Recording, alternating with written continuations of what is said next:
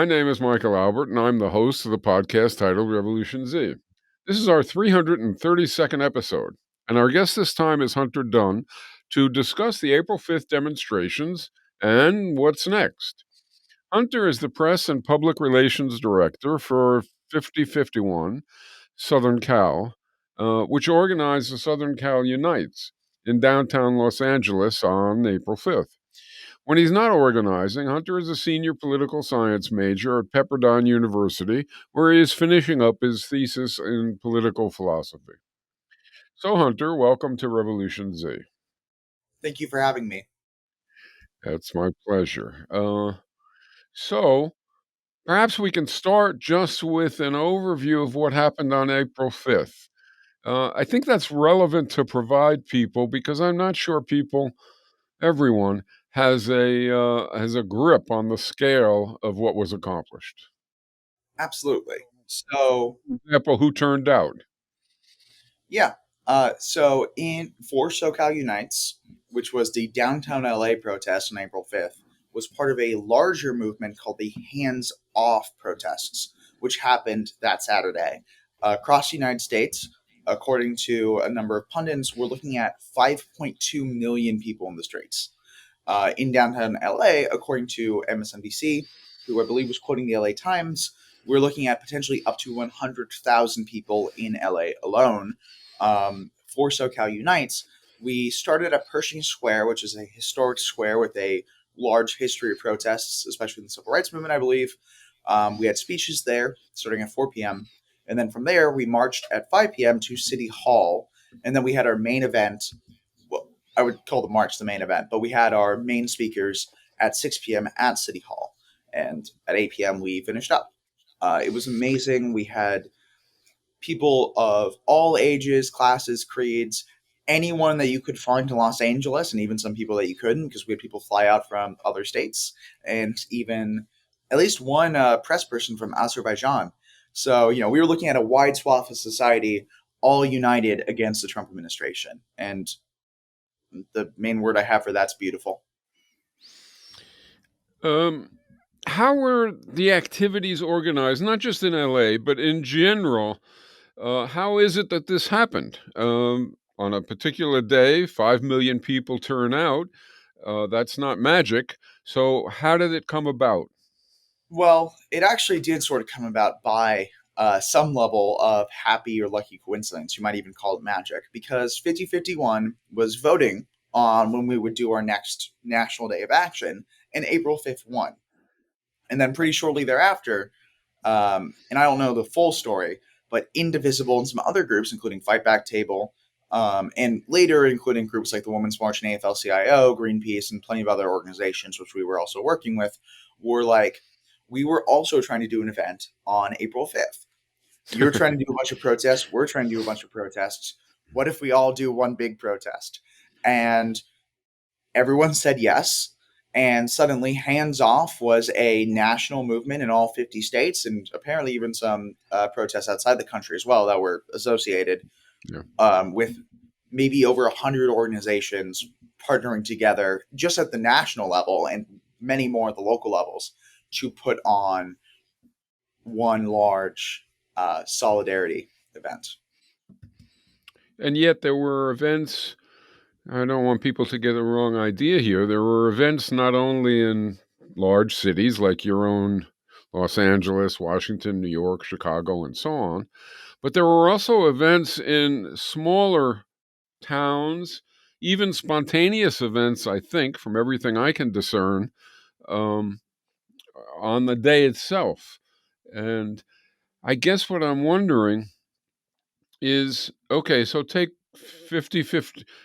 Do you pronounce it 50/51, 55/01? What's the proper way Well, to talk about it?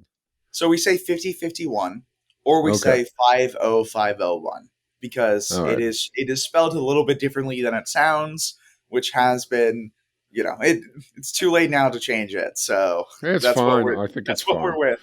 But All right. I'm gonna do 50/51. But uh what what's the point? In other words, in your mind, the events happen. It's now April 6th. How do Yes. you it's not, but it's now April 6th. So Sure. how do you look at the event and judge what is success, what is a little less than that, and what is maybe needs some help? How do you assess what you're doing? Well, there's two ways to assess it, right? There's one way, which is what did we set out to do, and then how did that go? And then the other thing is how is the world responding, right? How is So the sum? How is the what? how's the world responding, or like Oh, how is okay, the yeah, country responding? What is happening since then? yeah. Well, this didn't start April 5th. This actually started before February 5th, which was our first protest day. That's where the idea of 45051 comes from. 50 states, 50 protests, one movement. Originally it was 50 states, 50 protests, one day, where people would come from across their state, go to the local state capital, or go to the largest metropolitan area if they couldn't reach their capital, if you're in a place like California, and protest against the Trump regime, against executive overreach. And 2 months later, we went from a few hundred people in City Hall, maybe about 20,000 people nationwide, to possibly up to 100,000 people in downtown LA and over 5 million people nationwide. So, from that perspective, even from the perspective of what we were expecting, which was maybe 10,000 people in downtown LA, maybe a quarter of a million or half a million nationwide, we're looking at 10 times those numbers. That's a Right. massive success, however you splice it, right? Like, however you try to square it, we expected this many people to get up together in solidarity. We got way more than that. That's amazing. It was beautiful to see. We also had way more Gen Z than we have had in the past. I'm Gen Z, so I'm really passionate about that because I expect more from my generation, and I also want to create a better future for my generation, for the people that come after me. And having Gen Z care and having them come out there and having them protest is another big success in my book. But when we're looking at the responses, we're looking at the most media coverage we've ever had for this in the past. In the past, we were mostly being ignored outside of a few places like Newsweek and a couple local events. But even before the protests, we had a lot more press coverage. We had a lot more people paying attention. We had people tuning in. We had Maddow plugging it. Thank you, Rachel Maddow. And after it, we're seeing more and more and more people getting ready to stand up against the Trump tariffs and against the executive overreach. So, from the way that I see it, we're not going to know the full impact until months or even years later. But this isn't the end. This is the beginning. This is maybe the rising action in Act One for those of you who are literary nerds. And, we're nowhere near a climax. So, we're nowhere near where we're going to get. And I think I don't have any other word for that other than success. All right. What is the plan for the next step, insofar as there is one? I don't really know. Is there a plan for a next step? Yes. An idea for what should follow? Okay, so the next thing that we have on the books is for 5051 at least is a community day of action, which is a little bit different than a national day of protest. So what we're looking at is we're looking at community activities, whether that is like a things that build community or things that demonstrate the connection of the community. So in some cases, we're looking at things like volunteer and charity organizations, cleaning up beaches, or having town, barbecues, picnics, festivals, those kinds of things, sort of just to encourage people to connect together and get and form stronger bonds for the next National Day of protest and for the years to come. And we're also looking at things like sit-ins and other demonstrations that are different from rallies and marches, although there will be some, I'm sure, because again, we're pretty decentralized. So it is up to the local organization how they would like to handle things. But we're Hmm. going to be looking at more demonstrations and more community events for 419. And then, date pending, we're going to have another large event like this in presumably in May, because we try to do things about once a month. We had February 5th, and then we had February 17th just because we had so much momentum. And then we had March 4th. And then between that, there was a gap where we had more community days and more local events. And now we had April 5th. So I would be looking towards May for the next big hands off style event. Suppose somebody said to you, I don't believe this, but suppose somebody said to you, um, yeah, that's nice, but um, how's it going to affect anything? Why and how does having a lot of people, march and then rally at a state house or whatever the case may be? What is the connection between that and stopping Trump or stopping Trump and Musk, or even going beyond stopping Trump and Musk and creating something more positive? What's Yes. the connection? Why should I turn out? I Well, could go to the beach, right? I could go to the beach. Why shouldn't I go to the beach? if you want to protest at the beach, that's amazing. I would love to see someone do that. Take some photos of the seals. Like get the fish on their side, right? But sorry, to give a serious answer to the question, I would understand those concerns, right? Because it's hard for a lot of people to square the notion that going out on the streets in one day has an impact in the future, right? Because it's like this happened and it's done. So cool, we all had our little party, but what you gonna do next? Well, the answer is this actually does quite a lot because governments, whether they're democratic or not, whether they're liberal or not, even dictatorships, only function at the consent of the governed, right? If you're getting millions of people out there on the street, the government not only can't really function, they have to respond to that if they want to keep their power. In a democracy, which we have or hopefully will still have, when you have that many people out there in the streets, it's pretty easy to get them to the ballot box from there, right? It's you're protesting against this regime, so obviously you want something different. So let's see in 2026 and 2028, and let's get in new candidates, let's get in new ideas, let's get in new blood, let's get in Gen Z, let's get in people who are going to create the protections to make sure nothing like this executive overreach ever happens again, right? And even outside of the ballot box, because there are ways that there are fears that the next election is going to be rigged. I don't think that the Trump administration is competent enough to do that. But, I've been wrong in the past about things. So the other thing is that nonviolent civil demonstrations are significantly more effective than violent civil demonstrations in getting policy and regime change, right? We're looking for that Why? 3.5% number Why? because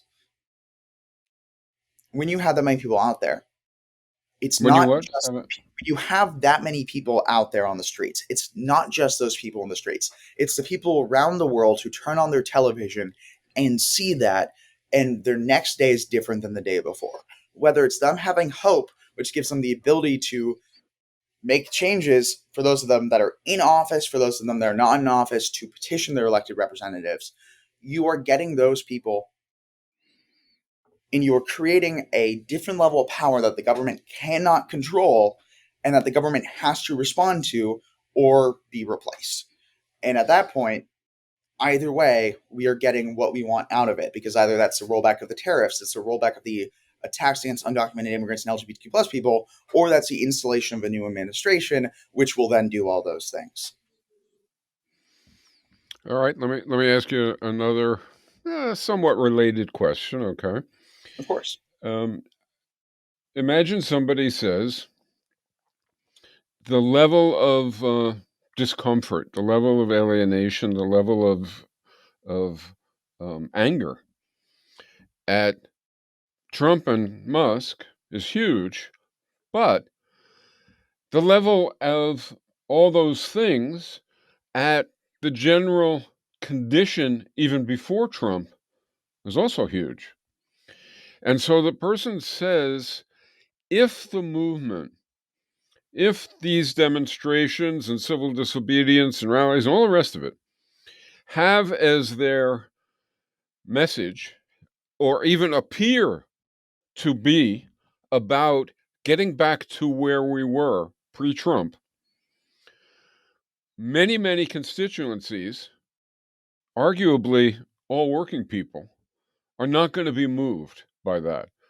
Their alienation is so great, I would say warranted alienation is so great with what preceded, that the idea of getting back to it, to have it only reproduce Trump in the future, after all, that's what it did before, is not going to be enough, or won't generate the hope, the motivation, the desire, and the continuity to actually win. Yeah. So if somebody says that, how does 5051 respond in the sense of having something more positive? Not just say stopping tariffs, but something positive, not just stopping deportations, but something positive, et cetera, et cetera. Yeah. Is that part of the discussion that's occurring in 5051? Yes, that is absolutely part of the discussion. That's been a discussion I've been having a lot because, to be fair, I totally agree with that complaint. That is a Okay. real concern. If we're just going back to where things were before is how we got Trump, Yeah. right? So, if I can, let me tell just a short little anecdote Sure. from the protest. So, I spoke pretty early on in the day, right after the event started. Our event started at 4. I probably spoke at like 4:05, 4:10, right? So there was about 15,000 people by the time I started speaking. By the time I ended speaking, closer to 20,000. Not because they heard me speaking, although that would be cool, just because they were coming to the protest, right? Do you know what got the loudest cheers? At least when I spoke. It wasn't when I called Trump a fascist, because he is. He is a neo-fascist. He meets the definition of a palingenetic ultranationalist. He meets the definition of a red Caesar. Whatever definition you want to use, he meets the definition of fascist, not necessarily the definition of national socialist. I'm a political science nerd. Apologies. But what actually got the most cheers was when I was talking about what we should do next, when I was talking about a great American renewal, when I was talking about universal healthcare, when I was talking about ranked choice voting, when I was talking about climate protections, things that we can do to make sure that we're never in this situation again. That's the thing that got the most passion. That's the thing that got the most response. It wasn't just get Trump out of office, because believe me, people want him out. That's the main reason Yeah. people are there. But the thing that got the most response, the thing that people were most passionate about was, what can we do next? How can we make sure this never happens again? How can we have a government that puts people before profits? How can we have a future where every person is respected? And the steps to get there include more than just rolling back what currently happened. It also means doing things different in the future. Labor protections, universal health care, you know, uh, equal rights amendment, and plenty more than just that. I even got a lot of cheers for worker cooperatives, which, to be fair, I didn't know that many people knew what I was talking about. So that was cool to hear, because I'm pretty big on democratizing the workplace. I think that that is going to be a more effective way at reducing alienation in the workplace, because it gives people more of a stake in how their company is doing and lets them practice our civic values through the economic sphere, which helps unite the public and private sphere in a way that's actually productive and not in a corporatist way that actively destroys the bonds between people. Let me ask you a question about you said earlier you're a Gen Z and you're Yes. moved by that. By the way, when Gen Z came along, I'm Z Magazine, ZNet, a long You were history ready. of You Z were ready stuff. for us. You were. Yeah. Do you know where the Z comes from in political terms? No, I do not. The main time I Look see up. Z right now is Russia. So Yeah, that's okay. So set that not. aside. I And know we're not doing that. We're not a fan of that one. right, We're a fan of a right. different Z. Well, it was the Greek resistance. Um, Oh, that makes and sense. the Z in Greece is he lives the movement lives on. Look it up and look up the movie because I think you'll like it by Costa Gavras. You probably don't know who that is, but that's okay. The movie is titled Z. So if you go online, probably on you know Netflix or whatever, you can find the movie Z, and I'll bet you'll like it a lot. So in any case, what I wanted to ask you next is about I your will. generation, right? Yes. Um, I mean, I am not of your generation, you can tell.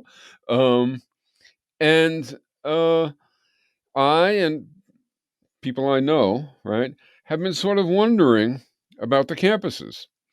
Yeah. It has felt like, I mean, if you're at a distance and you're looking, it doesn't look like much is happening. It just doesn't. And yet, our history or our historical memory suggests that the campuses should be exploding. at this point. I mean, you have a genocidal war, and the response to that was extraordinary back when, it was really at its height. Yep. That was quite impressive. And that meant students were reachable about this kind of thing.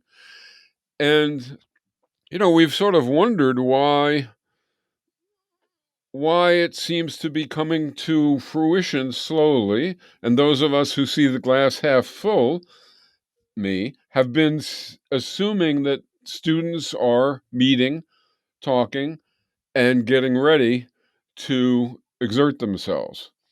Those thinking the glass is half empty have thought to themselves, they're afraid, they're confused, they don't know what to do, they're studying. um, so I ask you, it's probably some of each, but I'd ask you to try and can you convey to people what's going on campuses and in the minds of students? Yes. Go Okay. ahead. So there's a whole bunch of things. And also, my experience is going to be colored by the fact that I go to a very conservative university, at least for California.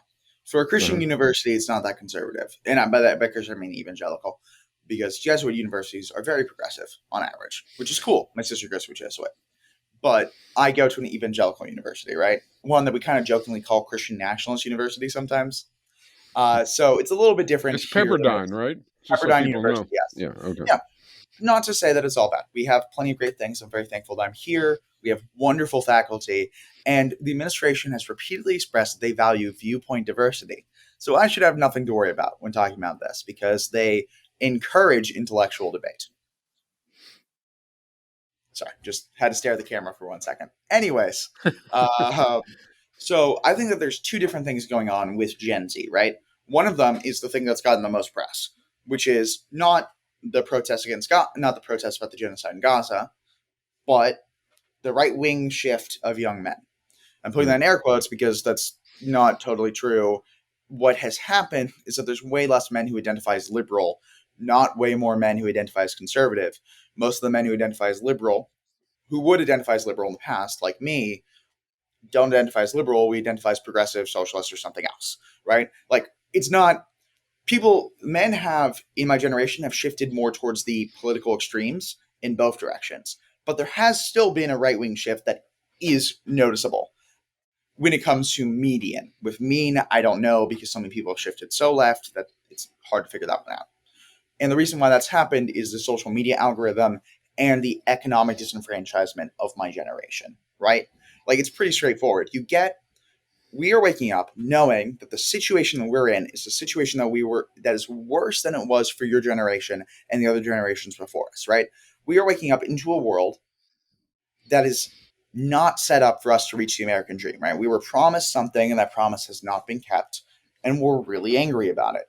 And you have two options, and the option that's had way more institutional support, the option that's got way more dark money behind it, the option that's got way more astroturfing behind it that makes it easier to capture them is the alt-right pipeline, right? People like Jordan Peterson, who was on my campus, sort of as like the gateway point, along with in the past Ben Shapiro, although he's not as popular anymore, and then moving down further and further and further into more and more extreme areas. You think Andrew Tate is bad? You haven't seen anything. There are way worse people out there that people my age are listening to, and that's part of the reason why we have not just a right-wing shift, but also a school shooting epidemic, right? It's called stochastic terrorism is the academic word. It's when someone basically gets shaken really, really, really hard by this far-right media ecosystem, telling them that they're never going to get a date, they're never going to find a job, they're never going to do anything with their life, and that there's people who are the problem and there's people who are at fault, and those people are people who don't look like you, and they shake them really hard and don't give them any useful release and pull them more and more and more into these conspiracy theories, which almost always end in anti-Semitism, by the way, and shake them until they burst. And then when they burst, they harm other people. And so that's how you get lone wolf shooters. That's how you get the right wing shift that you're seeing in young men. But the only reason why that's even possible is because of the economic disenfranchisement. It's because of the lack of third places. It's because of the growing alienation. It's because of the male loneliness epidemic. It's because men my age are way more likely to contemplate suicide than in the past. And that goes back to material and social conditions, right? That goes back to quite frankly, the world not being set up for anyone to succeed.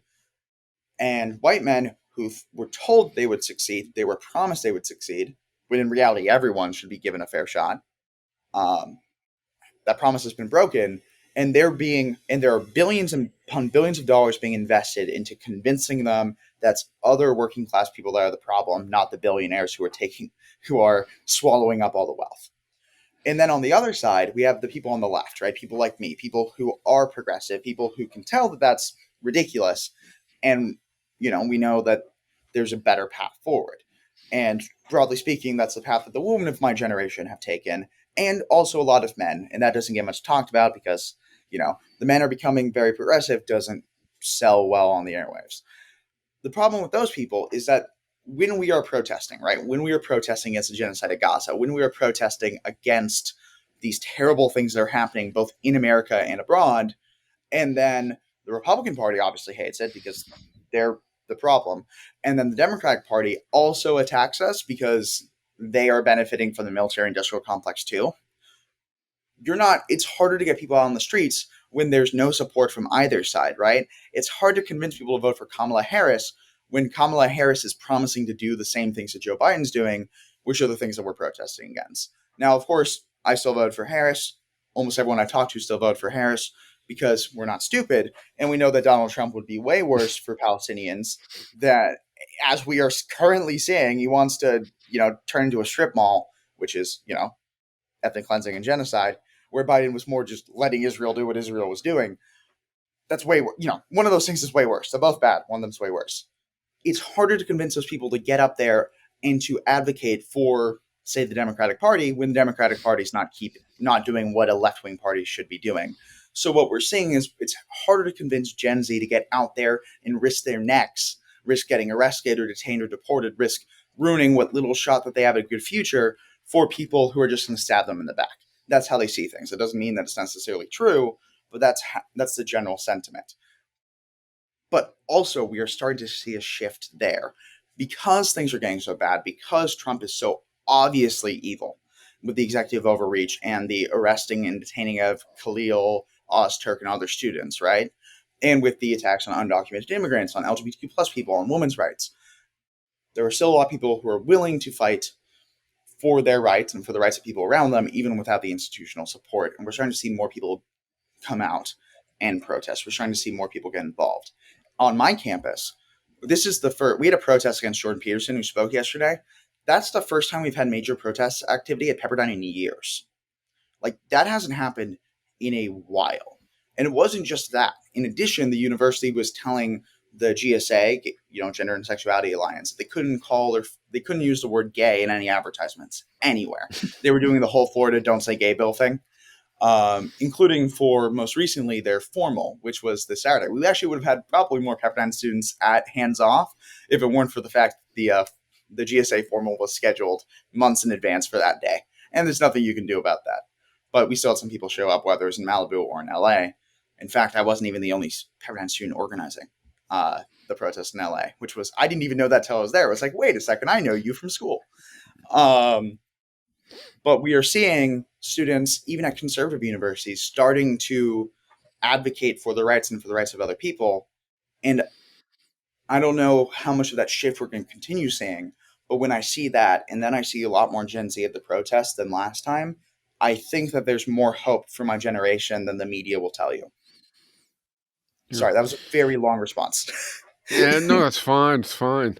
Um, Let me ask you about a piece of that response in particular, Sure. um, which definitely I think is a big part of what's going on, but I also don't understand it. So, uh, and you mentioned it in the course of your overall description of many variables, the Yeah. loneliness factor among men. And you mentioned in the list of things that wouldn't happen, you wouldn't get a date, etc. And I don't think that's small. I think you didn't mention uh, racism as a unifying or motivating factor among students, pushing them to the right. But you did mention this. set of variables connected with misogyny and with Yes. sexism. And that's my impression from outside. But I wanted to ask you, A, is it right? Is that as big a factor as it feels like maybe it is? And B, what's causing it in your view? That is, and let me be even more explicit about that. Um, uh, there are descriptions which say that not only have young women, college age women, students, right, caught up to men uh, as compared to the past in their productive output, so to speak, in the character of their work, etc. But they have now gone well past men, um, and they are being more productive. They are getting the higher grades, the higher accolades, etc. And you see it in movement too, that there are so many women proportionately as compared to men. What's causing this, do you think? Well, I think it goes I mean, it's back to, partly good. It's partly yeah, no, obviously very good, but the flip side of it is yeah, yeah. right, So again, I think it's sort of like a weird mix of factors that makes it complicated to talk about, right? Because obviously, women's role advancing in society is a good thing, and anyone yeah, who's against that needs to shut up. Like just yeah, straight up, you're wrong. Go home, read a whole bunch of things until you realize exactly why you're wrong, and then move on, and then right, fix all right, fix your issues, right? Like I don't like if you are misogynistic, if you're sexist, if you genuinely are upset that women have made gains in society, you're a terrible person. Like that's the alpha and the omega here, right? That's the A and the Z as we've been talking about. But when it comes to young men, right? So what we're seeing is, again, we're seeing tons of economics and social pressure put onto men and women, right, of our generation. Our generation is not being set up for success as a whole from a generational standpoint as other generations were in the past, right? It's the whole Fight Club thing. We're told we could be rock stars, and we and it wasn't true, and now we're really angry, right? Like that's the same sentiment again, just multiplied by more and more years of the oligarchy hollowing out our country for their own to line their own pocketbook, right? So they see that, right? And then it's really, really easy to tell someone who is getting stepped on, and to go point at the stuff over there, the efforts that are being made to include women and include minority groups. It's really easy to point at that and be like, look, the elites are screwing you over, and they're helping those people. So those people are the problem, which is totally, totally. I don't know if you're allowed to curse on here, so I'm gonna. go right ahead, Okay, cool. Totally bullshit, right? right, That is nonsense, right? That is separate efforts by different groups of people who are much more well intentioned, who are trying to level the playing field for groups of people who are historically marginalized. But just like it's really hard to tell working class poor people, white people, that they have white privilege, it's really hard to tell, young men who are being screwed over by society that they have male privilege, right? They do have male privilege. It's true. They absolutely do. But it's really hard to sell someone on the you're the oppressor when you're getting oppressed too. Like it's that's a hard sell. So it's yeah, those economics and social conditions that are causing issues for my entire generation. And then you have white men who are disenfranchised by that because they're part of that generation, but then in all the messaging that they're seeing the you're the ones with all the power, you're the ones with the control. When from a gender perspective and from a race perspective, 100% true, right? But it's really hard to sell them on that when they are being stepped on. let me So try something with you. Let me try something with you.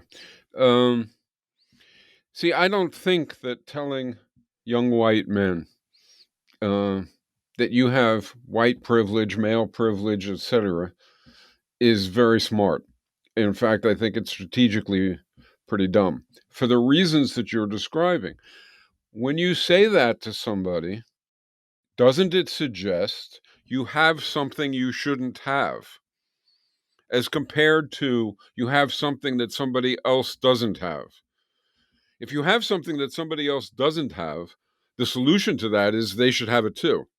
right? Yeah. If you have something that nobody should have, it's a privilege that, it's associated with racism and sexism, and people shouldn't have it. Then it means you have to wind up with even less. That's what the hard sell is, right? When you describe a hard sell, it's that they hear that they're supposed to give something up and they feel they've got very little in the first place, right? If being able to talk and be heard, if being able to walk at night and not be accosted are privileges, then there's something you shouldn't have. You should suffer the same as the. Do you see what I'm saying? So maybe that wasn't such a great approach. Maybe the you've got stuff that you should have, but others should have it too. And until everybody has it, it's your responsibility to fight for everybody to have it. That's a slightly different. It's the same content, but it's a different way of expressing it. Yeah. Do you think Well, that makes sense? that's the problem, right? We're talking about relative versus absolute privilege, I guess, right? Like if we're talking in privilege as in thing that you have, not necessarily thing that you shouldn't have, just thing that you have, right? From that perspective. Because from an absolute standpoint, if you're not in the 1%, if you're not in a billionaire Yeah, oligarch, everybody's fucked. everyone else is screwed over by that, right? In an absolute sense. But then, there are different levels of screwed over depending on where you're at with your other identities, right? Intersectionality, right? So, like, if you're a woman who is not part of the 1%, you are getting screwed over for being both not part of the 1% and a woman, right? True, So that's where the messaging is coming from because, we're coming from but look at how it's formulated. centuries. We're looking at centuries of steps towards women's rights and civil Look, rights and LGBT rights still haven't been achieved. So I agree with you that there's a massive messaging failure here, and it's something that I'm trying to work on myself. But also, like, I'm not going to, go my way to criticize someone for talking about male privilege when, we've been fighting for women's rights for hundreds of years and we still don't have it all the way, right? Like, we still don't. there's So still it's a one of way those to things. go, of Yeah. course, And, and it's and creates it's hard to tone. Like, I don't really want to tone police people that are coming from marginalized communities also, but because those concerns are valid too. But you're right in that there is a framing issue where it's not the you have things you shouldn't have. It's the these people should also have these things.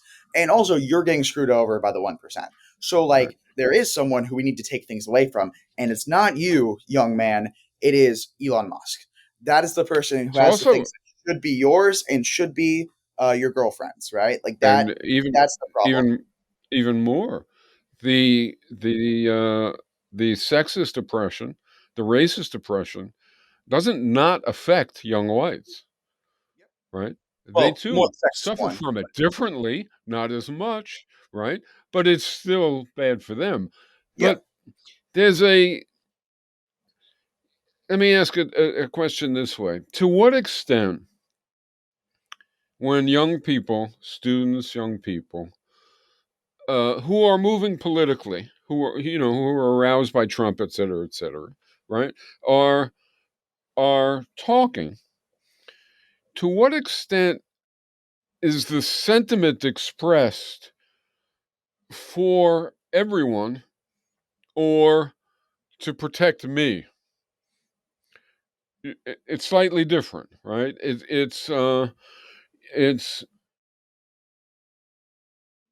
law firms. Well, take Columbia University, which could be Pepperdine next week, right?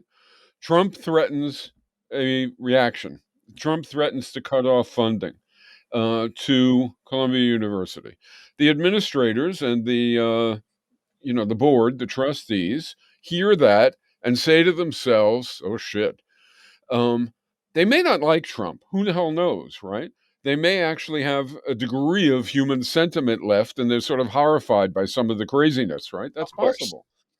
But they think about the situation and they decide they look at it narrowly in terms of Columbia's finances, basically, right? And they Yep. decide, okay, it's smart to give in. We should give in to protect ourselves. Of course. And that's one kind of mindset. And with that mindset, you tend to get that as the result. But with another mindset, you tend to get activism and trying to collectively change the situation. Yeah, Rather than protect yourself while everybody else is screwed, you try and change the whole situation. And what I'm trying to ask, not very eloquently, is among students, do you have the feeling that the sentiment that's emerging is collective versus individual or small group, me and my friends? You know what I mean? Um, what's your feeling? I think it's starting to shift more collective, right? Like just watching, because I was organizing for 5051, I was organizing for Hands Off, so I took more of a backseat in the organizing for the protest that we had yesterday at Pepperdine. So I was more watching how they were doing it, and I was helping out where I could. For example, I brought some of like my safety stuff, medical supplies like water with electrolytes in it in case someone fainted, but and also helping negotiate with campus officials at times. But for the most part, I was taking a backseat role because again, I wanted to see how they were doing it, and I was. It was remarkable to me how much of it was a perspective of the we're trying to help everyone here. Like we're this isn't just for me or for you or for like our singular interest. It is he's attacking all of these people, and even the people he's not attacking, he's giving deeply unhelpful advice. So in some sense, like this is for everyone, right? It wasn't just the feminist club upset that he is anti-feminist. They were also upset that he was homophobic and transphobic and Islamophobic and racist and all these like they were looking at the whole spectrum of the issues, and they weren't just picking and choosing the thing that mattered to them because of their own identity. They were looking at the all of these things matter because we're all human beings and we're going to stand up for everyone. And watching that and seeing way more people show up than we were expecting like 10 and we got like maybe 30 to 40, was good to see. So even in, a place that is absolutely not set up for any sort of progressive organizing, we were seeing a push towards solidarity that I maybe hadn't seen in the past. And I think that that's a good thing. And I Yeah, also do want to touch on your sexist suppression points. Absolutely. Patriarchy, the whole I'm a big fan of Simone de Beauvoir. I mean, her writing, not her personal life. We can ignore that. right. But her writing, right? And when she's talking, and when the second wave feminists are talking about patriarchy, right? It's not exclusively in the sense that there's these men and they're oppressing women. There's this patriarchal system that is oppressing women primarily and forcing them into the feminine role, which is designated as bad, and forcing men into this masculine role, which is better than the feminine role from a societal standpoint. But if they step outside a line, if they have emotions, if they express themselves femininely, if they, use nail polish or dresses, they're going to get hate crimed, right? Like they're going to be oppressed for stepping outside of their role too. So patriarchy is a good term because it refers to this sort of like it's not domination by men, it's domination by fatherhood. It's domination by this idea of this masculine inheritance which oppresses everyone to different degrees, but to everyone. So part of the reason we're seeing with young men is we're seeing the inability to work through and understand their emotions and relate to people empathetically because they're being set up to not be able to do that. It benefits the system and it benefits the elites for men to not be able to connect with women and other men. Like, we can talk about the dating thing, and that's a thing, right? That's more of a fear of men than an actuality. Where the bigger issue is that they're not even able to relate to each other, right? Like, I'll be hanging out with a group of guys, and there's so much awkwardness about how much affection can they show each other without it being feminine, right? And that's patriarchy too. And they're doing it to themselves, and it's being done to them, and they're doing it to each other. So How that's do you part of it think too. that's come about? I mean, it seems more extreme at the moment. I mean, there's a lot of things that you're saying that are. I mean, I've been around for a long time. There's a Yes, lot of of things course. that you're saying that are familiar. When you described, which took me a little by surprise, as we had this expectation and we discovered that we weren't going to get it, that it isn't there, that we were lied to. That's what caused the 60s, right? Mm-hmm. That's not new to, and I didn't think of it as now. I thought of it as then. But that's what actually happened. We believed society is good. Doctors serve people, corporations meet needs, blah, blah, blah, blah, blah, the democracy. And then we got into school, ran into the Vietnam War and civil rights movement. And all of a sudden, we realized we had been lied to. Yeah. It was all a gigantic lie, and we went berserk. But that's not exactly what's happened with you. You're describing this is how humans are complex, I guess. You're describing that your generation ran into something similar, but it had sort of a mixed bag of effects on you. Um, it created the anger, but the anger got channeled to the right end, also to the left, Trump's and manifestation of that's a rage. different kind of a thing. Yeah, and it's let me ask, what's the well, I don't know whether at Pepperdine do you have sects at the Pepperdine campus? Do you have political organization groups, um, parties, etc., that are Leninist and Maoist and so on? You don't have that, I can't say I've met too many organizations. I've met individuals who are different political views, right? And obviously, I have my own political views. I'm very progressive. right? I'm pretty left wing in general. I'm definitely not a Maoist. I don't. I do not subscribe to authoritarian socialism. I tend to find Right, authoritarianism to be the problem. And I have actually argued with people on campus who are more authoritarian than I am, and told them, "Hey, look, like you're the ones making us look bad to the conservatives that we're trying to pull over to us. So, like, you guys need to get your stuff together a little bit." But not that there isn't some valid points being made. But no, we have like the Democratic Club, we have the Feminist Club, we have the Gender and Sexuality Alliance. That is the one I would probably give the most credit to for progressive organizing. And then there's also some right wing groups, but we don't really have that whole spectrum of yeah, like militant political organizations on our campus because the university doesn't want that, and they've taken steps to make sure that that doesn't happen. And also, there's a lot of rules about not having outside organizations too, especially outside political organizations, which is also good because it kind of limits how much the right wing groups can do too, which is nice. But it doesn't limit them as much as it limits us on the left, which is frustrating. But my concerns are also a lot bigger than just the campus. It's with the country as a whole. So sure, yeah. Um, all right. Do you have something that you want to broach that I haven't asked about? That's fine if you do. Um, uh, some topic or something perhaps that's planned, whatever it might be. yeah, oh no, I like to focus on because again, we've talked a lot about this anger, right? We've talked a lot about like how Trump is a manifestation of the rage. Like he is not representative of people who want right wing policy positions. He's representative of people who want to burn down the system because they're upset. And we talked a lot about like that on the left too. But I also think that the difference is that we can give people productive things to do with their emotions that make the world around them better. And I would love to talk about that. Go Yeah. right Uh, ahead. I so mean, I'm I agree with you.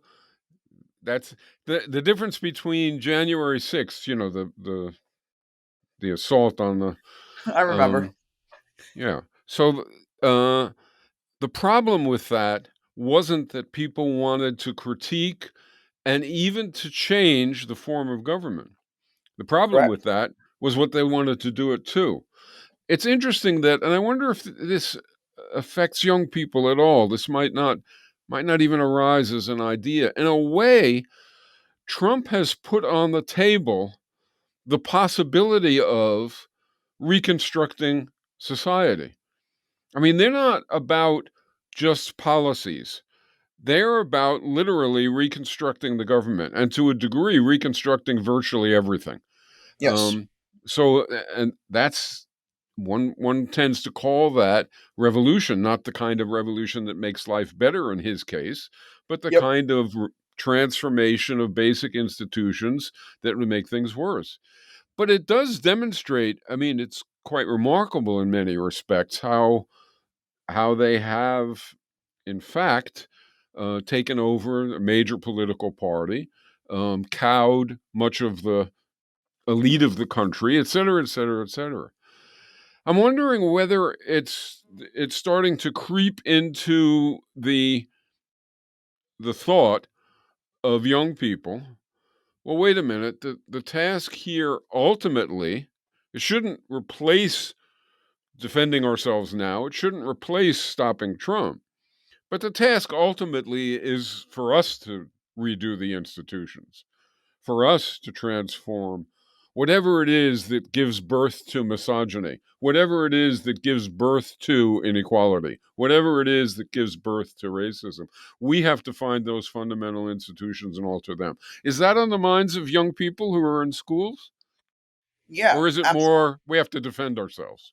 Well, I think to some degree it's in survival mode first, right? Like to some degree Yeah. it is we need to, there's a bunch, we're in a ship, we're in a storm, a bunch of the water is getting into the ship. We need to get the buckets first before we can get back home, right? Like I was talking to, I forget which organization it was, but I was talking to them, like a news channel, and I was comparing it to the Odyssey, right? Like it takes Odysseus 20 years to get home. Hey, we read it in class, right? Like it comes up in college, right? I have it. I think I have it right here. It's in. It's part of this great book curriculum, right? It's in there. I like looking at the classics as long as we're looking at classics that aren't just by old dead white men and looking at the broad spectrum. Maimonides and Emily Dickinson are two of my favorites, and neither of those fit that category. But like we're in that survival mode right now. Right now, we need to get past Scylla. We need to get past like the sirens, and we can't even focus on reuniting with Penelope until we get there. Right? We can't. To some degree, we're in survival mode before we can try to thrive, and that is something that we have to deal with. But also, these are absolutely conversations that are happening both at colleges and in organizing spaces, right? Because we need to have a plan because the Trump administration will fall, even if that they suspend elections, even if they declare national state of emergency, even if they invade another country. They will not last forever. Trump's old, Trump's gonna die, and the next guy's not gonna have the same charisma he will. Their kingdom will fall, much as Rome fell, much as every other empire that has ever fallen. So, we're part of it's those discussions are being had too. What do we do to make changes to encourage egalitarianism, to encourage a better future for everyone? And it's going to take a lot of work, right? We're not going to be able to. If you ask me, the original sin, the first bad thing that happened when it comes to like human relations is misogyny. Like, like the Mars defeats Venus, or Adam becomes the master over Eve, whatever folklore myth you want to use. The one of the earliest issues is that women have not been given a fair shake throughout the entire history of humanity, throughout the entire recorded history of humanity.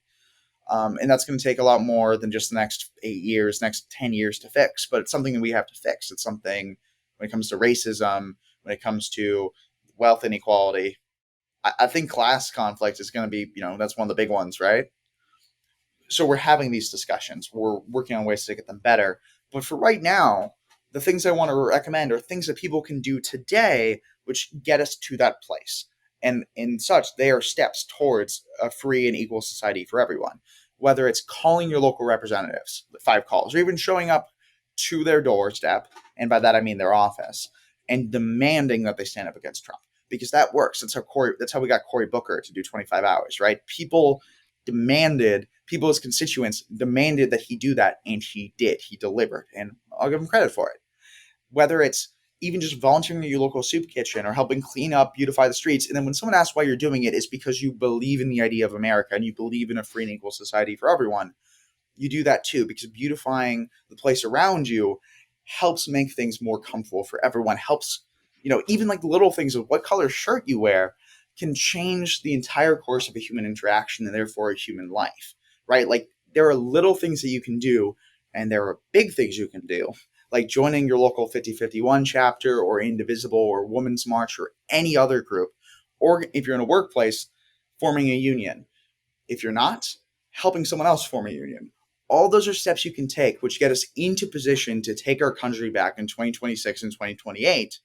And then from there, building the kind of society that will never allow this to happen again. Okay. We're almost at an hour. Uh, I guess we've come to the end. Seems like Unless it. you again have something else that you wanna express. Maybe is there a site? Maybe you could give the URL of the site that people should visit to consider the possibility of volunteering or working with 5051. Yeah. With 5051, our main website, the national one, is 50, like the word 50, the word 50 again, a period, and then the word one. And then for my local one, 5051 Wait, SoCal, wait, wait, and then that can't be the whole URL. Is that the whole URL? that's the whole URL, Oh, okay. 5050.1. One. And then you're good. That's all it takes. It's actually it's pretty convenient, I think. And Okay. then for the other one, it's my local one. It's 50501 SoCal, which is SOCAL.org, which is also pretty simple, which is great. Yeah, that's good. If you want to reach out, those are the best places to do. Although you can also find us on Instagram or really any social media platform except for Nextdoor, as far as I'm aware. So you can find us anywhere, or even just go to your local town hall. There might be someone there. Okay. All right. Well, thank you very much. I'm looking forward to your next round of events and activism. And I wonder. Let me ask you one last thing. When it comes time to choose targets, let's call it. Sure. We're going to go to town hall. We're going to go to whatever it might be. I wonder if anybody has considered the possibility of two slightly new targets. One of them is starting to happen. So, with the Musk focus, Tesla. people are saying, well, look, this guy is part of the problem. He is behind Trump, behind MAGA, etc. So, we're going to go after him directly. Well, there's a bunch of other billionaires who could be gone after directly in the same way at their organizations, at their corporations, at their houses, even. I'm wondering if that comes up. And the second possible target that I'm wondering whether or not it's starting to affect people's priorities is the media. That is, uh, the New York Times, the Los Angeles Times, the Chicago Sun, the NBC, ABC, et cetera, et cetera. Um, Maybe those could also be uh, targeted, press the press, pushed. Because I have to say that you mentioned that you had gotten some more coverage this time than in certain past examples. But the reality is, if there are 5 million people demonstrating, that should be the main news item of every newspaper, TV station, local media for an extended period of time. That's a big deal. And instead, they're describing it as thousands in passing. I think in the New York Times, it was on page 19 or 20 or something. Yeah, I So saw that, that one. yeah, Believe so me, that, I'm aware of that one. yeah, so that should be another target or could be another target. Does that ring sensible to you? Well, when it comes to the Elon Musk and other billionaire stuff, Tesla takedown's been big. We've had our people there, Yeah, and I think that's great. And when it comes to other it's billionaires, effective. that's something to consider. And when it comes to media, you started doing that. There was a big one in New York at Fox, where basically Fox News just couldn't really do anything because everyone was outside their building for a while. And that was, I think that's a good step towards that. Another thing Yeah, that's being talked about is federal buildings, specifically, especially ICE detention centers or ICE processing sure. centers, but federal buildings in general, which is something else that we're talking about. Because we don't want to, for example, protest outside of Social Security because people kind of need that. But what Yeah, we do want to do is if we can make things just a little bit harder for the billionaires, or just a little bit harder for those federal agencies that are actively making the average American's lives worse, or even worse, basically, or taking pages out of the Gestapo playbook. We absolutely want to do that. We want to make it harder, peaceful, as hard as we can peacefully, because again, nonviolence is more effective than violence here. Because look, let's just be real. The U.S. government has nukes. We don't have nukes, and that's Yeah, kind of the difference there, right? So there's no asymmetrical warfare is going to work at this time. So what does work is nonviolent demonstrations, because if they respond with violence, it's over for them. Because then the entire American public stands up against a fascist government that's attacking its own citizens, and that's why that's the nonviolence works. that's the crucial recognition that you have to create conditions in which they cannot repress you without them losing more. And it's the same thing as you described. I mean, how do these demonstrations have an impact? They have an impact if they create a situation in which the government or the corporation, if you're fighting for higher wages, whatever the case may be, right, is facing more costs to pursue its policies than benefits from pursuing its policies. When it looks to the government like they're going to lose more by cutting this or that service or by doing this or that repression or whatever it may be, then they're going to gain. Well, then they stop, they reconsider. They are sensible to that extent. And so that's why, just as a possible ending, we used to say if we have 100,000 people, as you had in LA, let's say Yes. roughly, right? So if we have 100,000 people in April, and then we have 100,000 people in May, and then we have 100,000 people in June, the cost to the elites is to clean up the mess. But if we have 20,000 and then 40,000 and then 60,000 and so on, the cost to them is the threat that it's just going to keep going.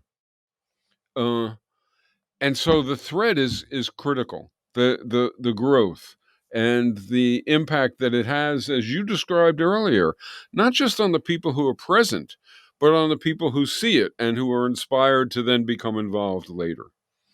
And hopefully that's what 5051 is generating.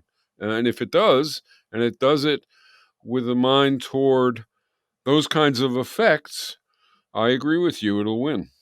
Yeah. Uh, There's and that's the thing too. Like that's one of the reasons why we do the means that we're doing, right? That's why we're yeah, nonviolent, because our means need to align with our ends as well, right? We're trying to make a government that is different than the oppressive, brutal, violent regime that we're currently facing. So you can't do that with more violence, right? And that's also, we have to keep in mind what we're fighting against too, right? Because like I go to Pepperdine, right? I go to a Christian university, so I'm in class, right? And I hear the religious teachings too. And something that stuck out to me the other day that came up was a concept about nonviolent demonstration from even the Bible itself, right? Because our war is not against flesh and blood, but against the powers and principalities, the rulers and authorities of this dark world. And that's the thing that we need to keep in mind here, right? It's not us versus the people that were fooled into voting for Trump. It's not us against the military, or even it is against like the government, but it's not against like government officials per se. It is against the billionaires. It's against the elites. It's against the rulers and authorities of this dark world. And and we the don't systems that defeat them. produce them. Yep. And we do not defeat, that's the principalities, right? And we do Yeah, not defeat them through violence. We defeat them through nonviolent action. So right. thank you for having me. All right. Thank you very much for being on. And that said, this is Mike Albert signing off until next time for Revolution Z.